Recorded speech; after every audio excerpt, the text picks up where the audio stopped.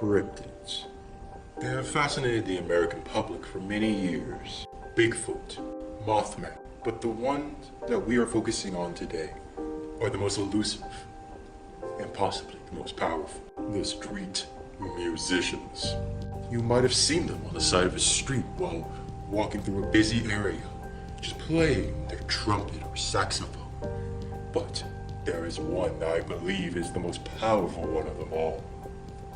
And he goes by Keyboard Keith. This is the search for Keyboard Keith.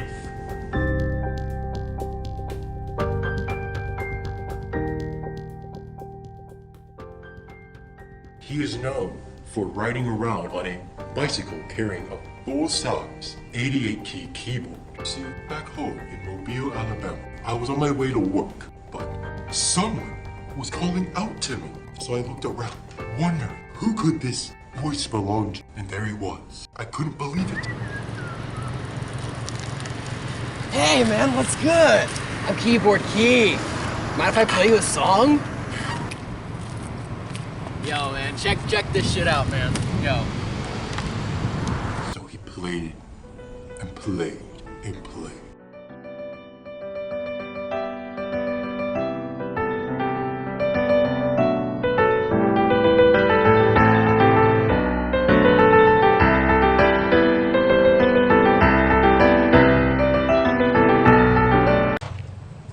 And at the end of the performance, I applauded.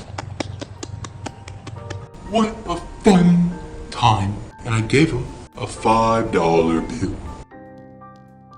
But it seemed to not be enough for him. He then tried to tell me that he didn't have a place to stay for the night. He said, "Oh, I don't have enough money to rent a hotel." So, I walked away. Now, you might be thinking, there's no way anyone has encountered such a creature that goes by such a name. But I have. What was most surprising to me to find out was, I wasn't the only one to ever encounter him. And I managed to find a couple. And these are their stories. So, how did you meet Keyboard Keith? So I work at this coffee shop in Mobile. One day, this dude walked in and he was carrying this gigantic keyboard. But no one really seemed to notice. He comes up to the register. I was working the register that day, and asks for orange juice and matcha and cold foam. And so I said, okay. And he looked down at my arm, which I have this tattoo of my cat on my arm. And he looks down, and then he looks back up, and then he looks down again. And then when he looks back up at me, he got really close up in my face and just goes, "You got another one of those?" I didn't know what he was talking about really at first, and I looked down at the tattoo and I looked back up at him and he was gone? Actually, I met Keyboard Keith when we were in elementary school, and I remember he's been asking me "Hey man, you know how to use the keyboard?" So I'm like, he was so talented back then. We used to be best friends. We used to be so close together. And we were in a big friend group. And then in 5th grade, he decided to move to another state in South Carolina. And I was like, wow, what a guy. I don't know, because I've always wondered, where is he now today?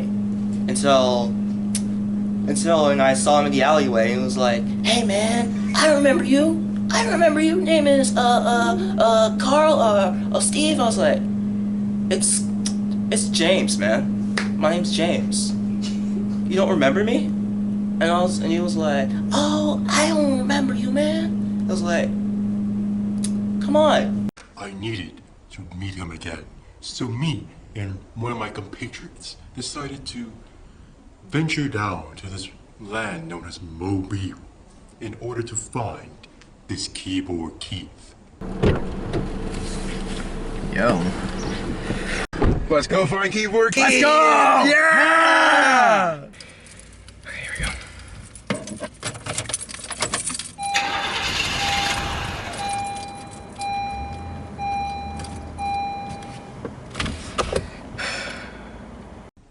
Yeah, the car would not start.